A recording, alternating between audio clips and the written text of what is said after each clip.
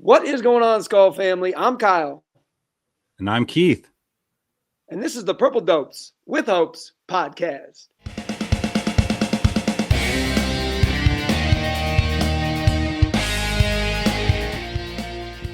Welcome into the Purple Dopes with Hopes podcast. We are part of the Let's Skull Network. I think maybe you've heard of him once or twice when it comes to the Purple Dopes podcast. So if you're joining us on YouTube, please make sure hit was subscribe. We're still looking for that 400 count by the time that we get to the end of the training camp, which is approaching quick. We're already a week in.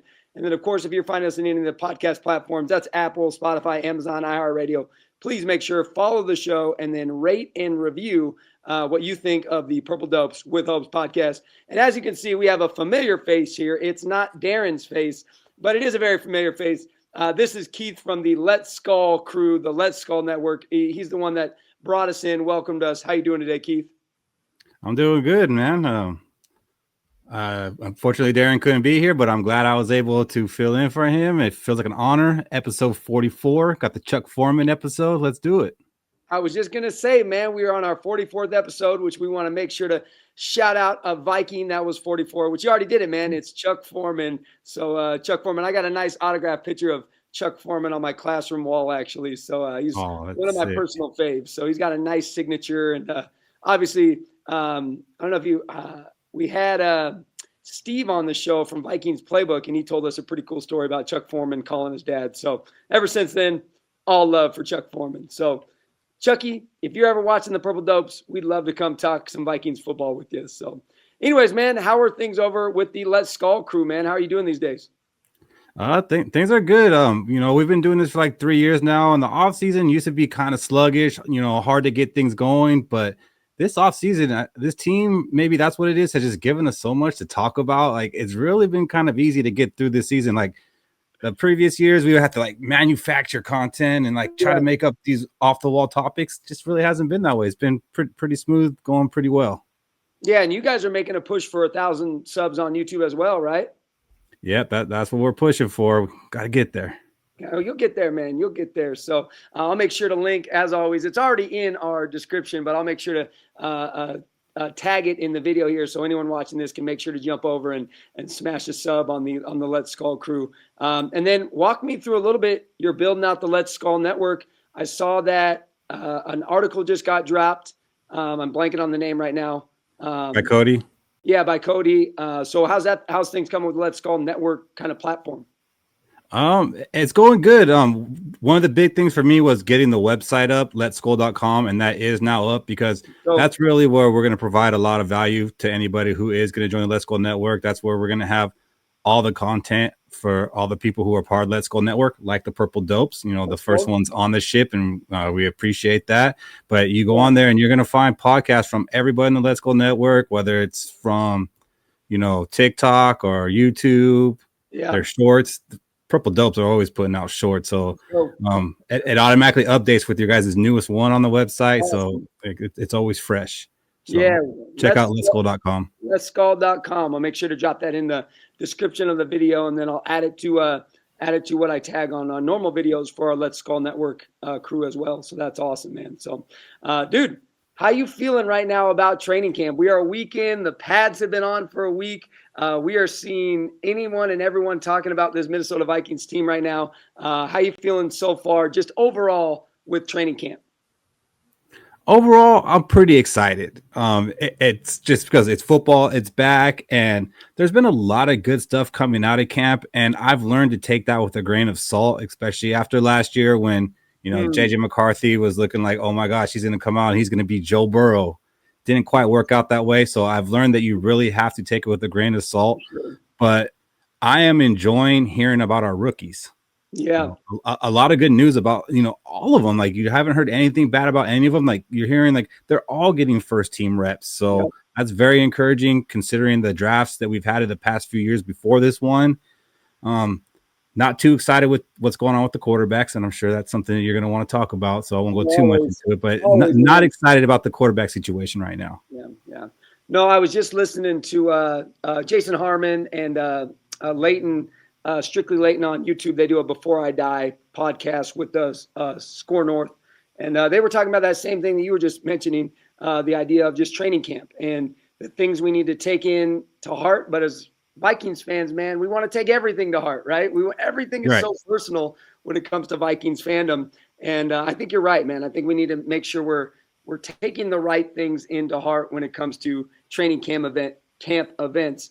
Because as you said, last year we were sold, man, that JJ McCarthy was going to lead us to the Super Bowl, and well, we all know how that turned out. So not the Super Bowl. I will say after week 1, we all thought we were going to the Super Bowl. But then when week 1 is the highlight of your season, that means you didn't have a very strong season. So did not. Anyways, man, you say you're not too excited about the quarterback position. Let's just kick off from there, man. Like, what's going through your head as far as like what are you not excited about watching Kyler Murray and JJ McCarthy in this quarterback competition that we're being sold on?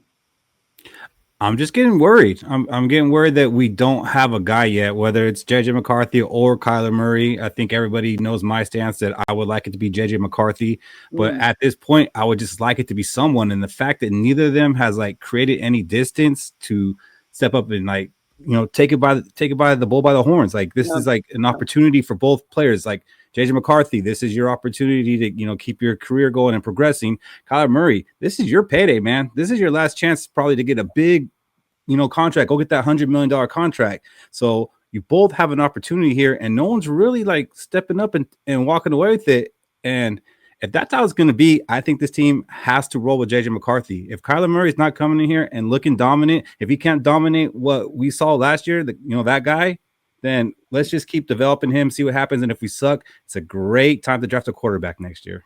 Yeah, I think one question that I wrote down as far as notes for the show today was like, who's pulling ahead? And I think you're spot on there, man. We do not have a front runner in this quarterback competition, which I think most of us were expecting a week in now to have a little bit more of an idea of who it's going to be. But I mean, if you listen to, the Judd, he's doing his daily, who got what punch in where. And I would say it's honestly an even match right now. I think it's 3 McCarthy, 3 Kyler. And it's like, eventually we got to pick one of these guys. And I guess the thing I'm struggling with is like, kind of like you said, like, who are we going to take if it's an even match? Like, what's going to be the best outcome if it's even? And I know you put out a great video with the boys the other day as far as why you think it should be JJ McCarthy if the matchup is as even as everyone's saying it is. And I'd like to give you just space to kind of share why you think it should be JJ McCarthy if it's even. I just think if it's even and, Kyler Murray's not looking like the guy that we thought we were bringing in here that was going to take us to the next level. Like, okay, he might be worth an extra win or two, but in the long run, what is that really worth? I would rather take the time to keep developing the young quarterback that we drafted with the 10th overall pick and stay, on that path. I don't want to stray away from it for 1 year because Kyler Murray is only here for a year. I do not think that we will end up re-signing Kyler Murray because he's either going to do really good and be really expensive. And even if we want to pay him, he could still go out and talk to other teams because we can't put a franchise on him. There's nothing we could do to make him stay here. Yeah. Or the other option is it doesn't work out. So either way, this is a rental. So if he's not like pulling away, like with this quarterback competition, like, man, this guy might really be able to take us to the Super Bowl. Like this was the missing piece. Then I don't see the point in even continuing with it. Yeah, I guess the thing I hear you, and I don't disagree, but I just feel like we're not to games yet.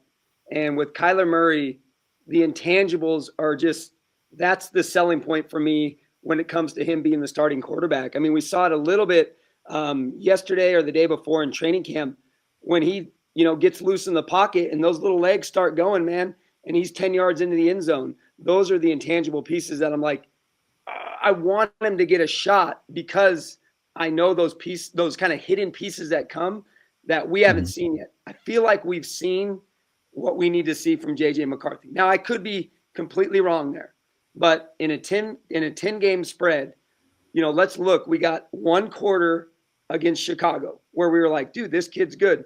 We got to win. We got to win. Quarters, not good. You look at the next game that was like decent was probably Detroit, which was a first half, and then he managed the second half, and then got to win against a division opponent, and then made a great throw against a against a good defense there. And then the really true game was the Cowboys. So in 10 games, I feel like we've had a game in 3 quarters where we've really seen like, oh, this kid is good at football, but we've also seen some really duddish, bad football from him at quarterback. And with Kyler, we've got 7 years of tape where he's had some pretty dang good games and some pretty dang good. He's had some exciting plays, but he's had just as duddish seasons, just as duddish games. And like, if you want to pick apart a game by saying, oh, 3 bad quarters, but then 1 good quarter and they won the game, I invite you to go watch any Kansas City Chiefs game. Fair enough. Because Patrick Mahomes does it all the time. Yeah. Suck for the first half, even into the 3rd quarter. Then all of a sudden, the 4th quarter, they win the game. That's true. Yeah, no, you're not wrong there. I really got excited when Kyler signed on because of the fact he's got some pieces to his game that are really exciting. But he's also got some pieces to his game that make me a little nervous. And I don't know that we're going to see the pieces to his game that get me excited come out in a 7-on-7. I mean, he's an exciting player, no doubt about that. We will see some exciting plays. I don't know if that's going to equal more wins, but the thing about that is what makes him exciting and those intangibles, KOC doesn't like. KOC's not going to like seeing him run around, scramble around, and look off his first options covered, taking off. He's not going to like that. He's going to want him going through his progressions and hanging out in that pocket. So that's a totally interesting dynamic. When Josh Dobbs was back there running around and making things happen, you could see KOC on the sideline, even though Josh Dobbs just scored a touchdown. So there's a lot of interesting things with this. And don't get me wrong, if Kyler wins, I'm rooting for Kyler Murray. I hope he has the type of season where we're thinking like, damn, we have to sign this guy. If that's how it goes, I'm not gonna go out there and root against him. If JJ McCarthy wasn't here, I'd probably be as excited as you, I guess. But to this point, we just haven't seen anything to really be excited about. And I'm not saying with McCarthy he's shown us anything to be excited about either, because yes, it's even, but a lot of it has more to do with Kyler Murray looking bad than JJ McCarthy's out there lighting stuff up. So, I mean, it's concerning all fronts, which is why I'm just not excited about the whole quarterback situation. I know. I figured a weekend that we'd be a little bit more hyped about the guy that's leading the team. And right now it's like we're picking the best of the bad. It seems like, who's going to do just enough to be better than the baddest guy. Well, how's Carson Wentz looked at? When do you start asking that? Fair enough. And I mean, hey, let's not count out Max Brosmer, dude. Let's not count out old Max. We can't count out anything right now. I mean, if the Bears let Case Keenum go, I'm interested.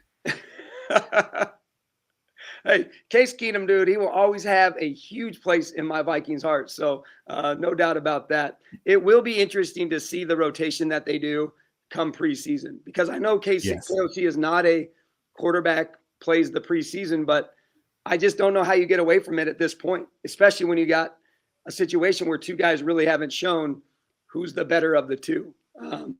So I'll be interested to see on Saturday kind of what the play is there, but we'll get down to that. But I do want to chat with you a little bit on KOC, because you did mention like this idea of he has a way of doing things, right? Mm-hmm. And Kyler doesn't necessarily fit into that box that KOC likes. He likes a Sam Darnold type guy, maybe a JJ McCarthy type guy if he can get there.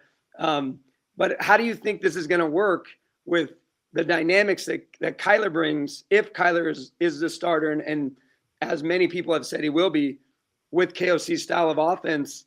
Like, do you feel like KOC is going to be willing to give on this? I mean, it seems like at practice they are doing some shotgun, some pistol stuff, which fits Kyler, but do you feel like KOC has it in him to say, okay, I need to overhaul a little bit of how I do things to fit Kyler? I mean, he hasn't shown a willingness to do that in any other aspect of his coaching. And the fact that you're only seeing them do the pistol with Kyler and not with JJ McCarthy shows that he's not really changed his offensive philosophy at all. It's just kind of, okay, this is what we have to do with this guy. If he's going to be in there, it's not like JJ's taking snaps at shotgun or in the pistol. He's going under center, and that's what KOC likes. And KOC likes to throw the ball deep. And Kyler Murray does not have a good recent history with that. If he's going to change to, the short pass game and quick routes, then, Kyler Murray, that might work. I'll be a little disappointed, though, because that's what we asked him to do for JJ McCarthy, and he didn't do it. True. Yeah. No, that's absolutely fair. So then we look at this like QB guru of KOC, and we're, 1 year with JJ McCarthy, it doesn't happen, and all of a sudden he's out. Does that like leave you any questions in your mind as far as like, is KOC really this QB guru that everyone's claiming if he can't develop a young QB, which is kind of the point of a QB guru? Well, it doesn't leave any questions in my mind because I never considered him one. What has he done to ever get that moniker besides play quarterback in his career? True. Yeah. So I've never like got where this quarterback whisperer thing comes from. I think people like to, put those labels on people, but he hasn't done anything really to deserve that. Kirk Cousins and Sam Darnold, they did have their best seasons under him, but Sam Darnold went to win a Super Bowl with another team after that. And, Kirk Cousins got injured, so we don't know what he would have been. Kirk Cousins was a good quarterback before KOC. So hey, Kirk Cousins is standing up against Max Crosby over there in Las Vegas, dude. Well, he definitely got that grit from us. Don't count out that dude. Holy moly, man. I mean, shout out to Kirk Coach Haynes, man, being willing to step up to that guy. No, I'm with you. I think a lot of it has to do with, what he was able to do with Darnold, in that year. But, Darnold wasn't just this young, wet behind the ears rookie quarterback. I mean, he was a veteran QB coming into a system that Shanahan. I was just about to say, not to mention he was with Shanahan the year before. He didn't play in games, but we don't know what he learned from there that he brought over with him. Yeah. So for you, Keith, like, what does KOC have to do this year to prove to you that he is the coach that we all have been backing for the last 4 years, hoping that he's going to be the one that leads us to the Super Bowl trophy? So I don't care as much about the whole QB whisperer thing. I do hope they get this decision right. I hope he makes the right call on this. And, that's the part I care about, is that he gets things right. It's really hard to quantify things. I like KOC. I think he's a good coach. I hope he's here for a long time. Yeah. But I do need to see a playoff win. I need to see a playoff win. And this year is probably not going to be the easiest of the seasons that he's had to win one, but we do have a playoff roster. For sure. So he needs to go win a playoff game. This is the best roster I think we've had with KOC. From top to bottom. I mean, our defense is legit. I mean, our defense was legit last year, and I feel like we've only gotten better. And for him to look at this offense that he's bringing in, Jefferson, Addison, Jennings, Hawkinson, Jones, Mason, I mean, the list goes on and on. I just think you're right. I think this year we got to see a victory in the playoffs from the Minnesota Vikings, barring some crazy, double injury and Max Brosmer's finishing the season for us or something. But don't put that out there. Don't put that out there. But we need to see a playoff win. I don't know that Max will be on the roster for week one. I think if they go Wentz, McCarthy, Murray, I think Brosmer will probably end up playing for another team. He'll go to the practice squad, and if a team wants to pick him up, then hey, congratulations to you. I just think he's got game experience. He's a guy out there that's played in NFL games before. A team's going to put him at their third QB, and maybe if they actually watch that experience. Yeah. Well, I watched it live, and let me tell you, I don't know that I'd roster him to my middle school football team, but that's me personally. But so here's this question for you: do you think KOC knows right now who it's going to be? I think he has a great idea about it, but I think that he might be second guessing himself right now. I think he went into this that it's going to be Kyler Murray. You didn't sign him not to be him. You were going to bring in competition no matter what for JJ McCarthy, and I think there would have been a legit camp battle with just about anybody else who was available. But this guy fell into your laps for $1 million. Yeah. So I do think that was the plan, but we're going to play this out. I don't see any value, though, in keeping this thing going because you're not going to raise JJ McCarthy's stock at all, like as far as if you're trying to trade him. Yeah. So you're only hurting the players at this point. So I do think he knew. I do think doubt's starting to creep in. Maybe Kyler Murray's not picking things up as quick as he had hoped. Like he made some kind of comment when asked about Kyler Murray that, he seems to be picking things up really fast mentally. but Oh, then, wouldn't go, nice past catch. that. Nice catch. So, Yeah. so No, like some doubt might be creeping in. I still do think like Kyler Murray is the leader of this. I think it's still his job to lose, but his hold on it's probably coming a little less. And come week 1, that leash is probably going to be pretty short. yeah, and it's interesting you say that it's Kyler's job to lose. I like how you said it the other day that it's his job to win. Like, that's what I think. That's yeah, what I think. That's what I think. I think he should have to ball out and convincingly beat JJ McCarthy. But you're asking me about what was on KOC's mind. I think when they signed him, he's the starting quarterback and his job to lose. No, I think he should have to come in here and prove that he is miles better than JJ McCarthy, and it's an obvious decision. Yeah. If you're leaving any sort of doubt and it's close, in my opinion, you just roll JJ McCarthy, and the first quarterback that goes down in preseason, you trade Kyler Murray for a second-round pick, and you never pay Kyler Murray a dime, and you're getting a second-round pick. Look at you, man. Look at you. If you're watching Wilfs, you're watching Teasley, I'm just saying, tune in. You get hated on for that. Well, let's get into a little bit, as we move on a little bit from the quarterbacks. Like you mentioned the rookies to start, the episode. Like, what rookies really have been impressing you as far as like seeing, hearing, reading, listening? Like, what rookies get you most excited? Demings is the obvious one, so I'm not even gonna go too much into Demings. Deming is the darling. If you follow Purple Daily, he'd be the Mr. Mankato. Like, he is doing the damn thing. Already is. He's already been claimed. Yes. And we got pretty hyped over Dwight McGlothern when we got him as a UDFA and he looked good in camp. This is not the same thing. That guy, he's going to be for real. He's going head up with Justin Jefferson and he's talking to him and he's giving him the too small and everything. Like, he's got mad confidence. So obviously Demings is one of them, but I'm really liking Caleb Banks and Golday. And getting those first I'm liking Caleb Banks because I didn't like the pick at first. And it wasn't because I didn't think Caleb Banks was a great football player. There was a time when he was being mocked to us early on, and I was totally in on it. It's like, yes, that is a guy. That is a Vikings defensive lineman. That's what we need. But then he broke his foot for the second time. I was like, ooh, big man, two broken foot. I can't do it. And then, I really wanted Dylan Thieneman. And there he was when we went to pick, and they took Caleb Banks. I'm like, what are you doing? We need a safety. Seeing him healthy, seeing him out there, hearing what we're hearing about him, I'm excited again. Yeah, I agree. The defense is keeping my excitement up. Oh, yeah. With the lackluster that we've seen from our quarterback room. Like, this defense is going to be something special. And the thing I love about Demings, dude, is you need that guy on your roster.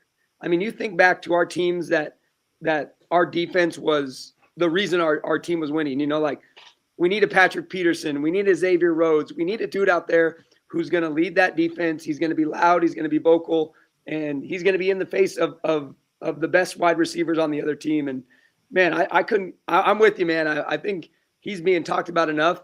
But I think he's a needed piece to bring our defense to the next level of an already really good defense. But, yeah, man, Banks, Galladay getting first-team reps. I mean, how cool is that? How cool is that we drafted guys that could potentially play with the first teams to start the season? Like, that just is something we haven't seen as Vikings fans in several years. So, and I don't even know that was like the intention either, because Rob Brzezinski, he's like, this is how you mess up rookies, by you go out and draft them to fill a hole. So you're drafting them, and now you're saying, come in here and fix this for us. Yeah. So that wasn't their strategy or philosophy. They went out and drafted guys, that were good football players that, they could develop and, eventually start for this team, especially someone like Golday. We didn't need a linebacker, and to take one in round 2 was kind of like puzzling. But then it's like, well, they're kind of setting this up, for Eric Wilson, maybe he's only here for 1 year, or Van Ginkel, wherever they're going to play him. They have the next guy up. So that's a smart move. But no, now he's in here in camp turning heads and showing his versatility that they can play him in multiple spots. He's playing himself into a rotation. Like, he's going to get some good playing time. Yeah. A guy that I've been really liking is that Bredesen, that fullback. Is that how you say his name? Oh, Max Bredesen? Yeah. And I've just been hearing really good things as guys have been talking, and then, seeing some of the film, like he just seems like the kind of Viking that we want back there, leading the block for our running game. So yeah, super cool as we said goodbye to CJ Ham, to see a guy like that come in who you feel like is going to be able to put in work day one, start the game, and really make an impact for our running game, which it seems like, with this addition of, Frank, Frank, help me out. Was it Frank White? Frank White, yeah. The assistant. Or Frank Smith.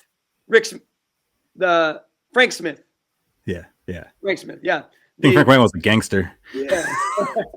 The assistant to the assistant coach, or whatever you want to call him there. But I think that he's definitely going to open up our running game a little bit more. And I think Bredesen's going to be a huge piece of that. Speaking of that running game, Claiborne, man, I was kind of hype on him, and then kind of not. But then he broke off like a 60-yarder. And brought you back. He brought me back in. I'm like, I don't know what to do with this guy. But I'm very interested to see if it'll be Claiborne or Xavier Scott. And I think preseason for those guys is going to be super important to see which one lands that third running back spot for the Vikings. Yeah, no, definitely. I think we've kind of all heard the same thing that kind of got us down on him, and that's that he was dropping passes. That has nothing to do with his explosiveness or his speed or his ability as a runner. It was that he was dropping passes. And if he's going to be that third down back or a change of pace back, he's got to be able to catch the ball, because that's one thing that Xavier can do. He can catch the ball. For sure. And I don't know, it's a foregone conclusion that it's only one of them sticking around either. I mean, there were times, in the past few years that we have had 4 running backs on the roster. But I think Xavier, that's someone that you could actually put on the practice squad and bring up a couple times a year, and he's probably not going to get snaked. He might. Yeah. But we'll see. But I don't think it's impossible that they both make the roster. Yeah, the problem is we got a lot of good wide receivers, and now we got a tail end of good running backs. It's like we only got 53 spots. So it'll be interesting. No, yeah, and I haven't like I said, we've had so much to talk about on the show that we haven't even got into like making up a 53. Normally we would have done 2 53s by now just to, hassle and filler. So I haven't even done a 53 yet to actually like really talk about who I think is going to make this roster. But yeah, you're right. We do like, Dylan Bell probably has to make this team, and there's guys we got to squeeze on there. Oh, for sure. And now you got like the reemergence of Ty Felton, looking like he might steal that number 4 spot. It's like we only got so many spots at the table here, guys. But I guess it's a good problem to have. Oh yeah, definitely. Definitely. Could be, looking for scraps. So I did want to ask you about Jamal Adams and your thoughts on him coming on. It seems like Flores has really kind of got him as this X factor guy. I mean, he was number 54 and now he's number 32. He's playing everywhere on the field. It seems like safety, linebacker, rushing off the edge. It seems like he might be a pretty fun little gadget, and he's kind of coming to his own as far as our defense goes. So what are your thoughts right now on Jamal Adams and where he fits? I'm probably a little bit too excited about it and a little bit too bullish about it. It's like Rap said, 5 years ago, we would have been through the moon, but I think right. And if he didn't get injured, it's not hard to believe that he would still be a top tier player. And I don't think he's that, but I think in his defense, he's going to work out really well. I mean, B-Flow can do that. Like Eric Wilson had the best season of his career last year, and he's at an older age. I think Adams can come in and do that. And you talked about changing his number to 32, which interesting about that is with that number, he could play linebacker or safety because that's an eligible number for both. 54 is not. So they're going to use this man like a chess piece. He's going to play in different spots. And when he first got his injury, he was told it was 2 to 3 years until he'll have his explosiveness back. We're going into year 3 of that recovery right now. So okay. All right. We might have got something. Watch out. We might have snuck something there. I just love those little jackknife, like Swiss Army knife players. And I did not know that about the jersey number. So that's pretty sweet that he can now hybrid. He can pretty much play anywhere on the dang defense with that number. It seems like that's what Flores is doing with him right now as far as the practice or the training camp has gone. I mean, he's really anywhere and everywhere. So I think they're really trying to find his spot, but maybe he's one of those guys that we can put him anywhere, which would be kind of fun for Flores to have to play with. I do wonder though, I know they probably did it for the versatility. I mean, that's what I'm going to go with, but I do wonder if that goes with maybe they know something about Harrison Smith as well. I hope not. Yeah, I want to see him come back. I was team no, go retire, but now as it's happening, I'm like, come back for one more. as we get further along, it's harder and harder for me to think, but I don't know. Harrison Smith is one of those guys that I think he's still got something in the tank where you could say, yeah, I'll do one more. I mean, it seems to me that he's waiting for something. If he was going to do it, why wouldn't he do it early? That's my biggest thing. Why would he have not done it early? He's like, KOC, you haven't made a decision on quarterback. Why do I need to make a decision if I want to play or not? Okay. Yep. Oh yeah, that's a fair point. That's a fair point. Oh, well, as we look forward to the weekend, Vikings are heading to the Giants to play them for the first preseason game. What are your expectations for this first preseason game? What would you like to see from the Vikings offense and or defense? This is going to be more on KOC, what I want to see. I want to see the guys play. Like you said earlier, typically the starting quarterback is only coming for one series and that's it. And then they get pulled out. I think we need to get these guys out there playing a little more. And especially since our first two games this year, it's against the Packers and the Bears. Those are very important games. And a lot of times when you start a season, those first couple of games are kind of like tune-up games. We can't afford that. Like these have to be our tune-up games. So I want to see our potential starters get more run than they typically would in a preseason game. And I know with that, the chance of injury happens, but the chance of injury could happen in week 1, too. Like if it's going to happen, it's going to happen. They need to get out there. They need to get some run. And we need to not let week 1 and 2 be our warm-up, tune-up games. Like we need to go in there hot and ready. Yeah, we can't waste 2 weeks. Not saying we did that last season, but we definitely were sluggish, slow coming out the gate, especially in that Falcons game, week 2. And we just don't have it this year. Sorry to bring it up, man. I know you were there. I know. But we don't have it this year. We got 2 division games to start the season. So I'm with you. I think my expectation is we need to see the number ones out there. We need to see J.J. McCarthy. We need to see Kyler Murray. But really, we need to see that defense. We need to see Banks, Galladay. We need to see those rookies getting some time out there because when those lights are on, man, it's different. It's not training camp anymore. And we need to see those guys getting some runs. But yeah, I think we need to see Kyler. We need to see JJ. The question will be, how long do we got to do this for? I'm really hoping after this first preseason game, we know. That's where I'm at. Like as we head into the joint practices, we got to know who our starter is. I think that's more than fair. But it'll be interesting to see the play. Like you can't really switch a guy out after 6 plays to let a guy get 6 plays. So it'll be interesting to see the play. And that's what makes it hard because you can say, okay, I'm going to give them each a quarter, but whoever gets a second quarter is going to be going against third stringers. So that does make it difficult. And you're probably not going to keep Justin Jefferson, Jordan Addison out there more, so you're going to have different you're going to have different wide receivers. Yeah, I don't think Jefferson has played in a preseason game. He's like Julio Jones, man. He just I mean, Jordan Addison played a fair amount in the first preseason game last year. So, but like you said, we have depth at wide receiver. Juwan Jennings can play. Ty Felton can play. Yeah. Price is trying to show he could be more than just a kick returner. He could play. You're going to have Dylan Bell. So, I mean, we're going to have guys out there that can catch passes, but they do need to play.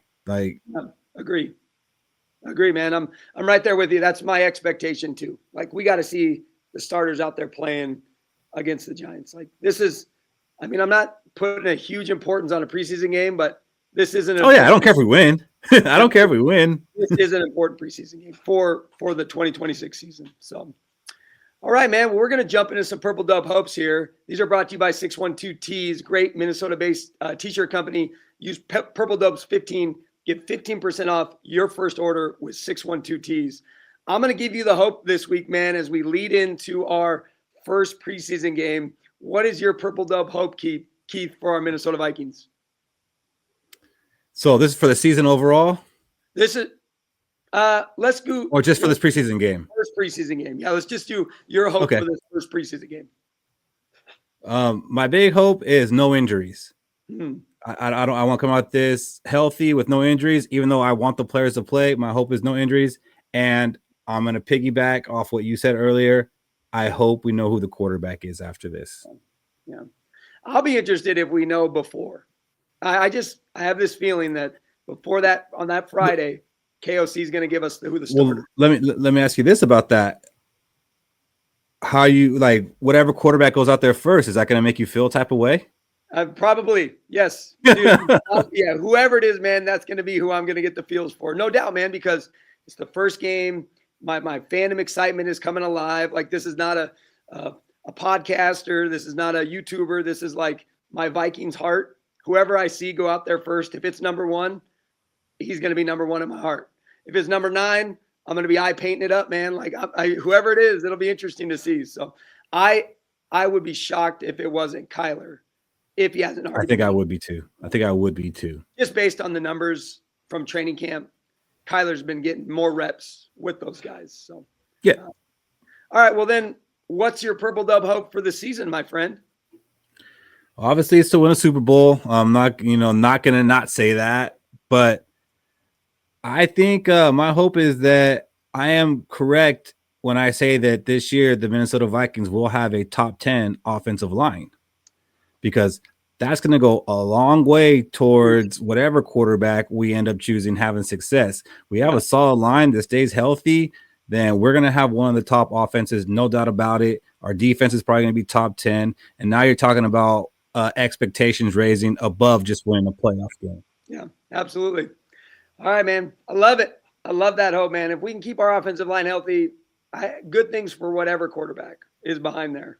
So for sure. Absolutely. All right, man. Well, I got a fun little game for you I want to play here as we close out episode 44, the Chuck Foreman episode. This is Vikings buy, sell in 2026. So I'm going to throw a scenario at you, and you tell me, are you buying this or are you selling this for the 2026 season? So, Keith, buy or sell, the Minnesota Vikings will have 10-plus rushing touchdowns this season. That's actually a lot for this team. I'm buying it, especially if Kyler Murray is the starting quarterback. He's going to get a few of those himself. So yeah. I'm going to buy that. I guess that factors in. I think they had 9 last season. So just keep that in mind. Justin Jefferson will have 8-plus receiving touchdowns this season. That's about his average. Buying. Well, last year, I think he had 3. So yeah, that last year was the anomaly season for him. He had to beg to get his 1,000 yards. He's going to come out and eat, because things have been said about him. Yeah. And his eliteness. So. Oh yeah. All right. The Minnesota Vikings special teams will have 2 or more return touchdowns. I want to buy it, but I'm going to sell it. They'll have 1. Yeah. I can see 1. I mean, I don't know that we had. I think Miles Price had 2 taken back last year. I was going to say, as I said, we'll have 1 and we'll have a second one called back. Oh, all right. So I'm selling. The Minnesota Vikings defense will have 50-plus sacks this season. Last year they had 49. I think the most they've had is in the 60s. So the leader last year was, I think, 64 or 65 maybe. I'm gonna buy that. This defense is about to get nasty. I love this, man. We are almost perfect on our buys here. The Minnesota Vikings will have 10-plus wins.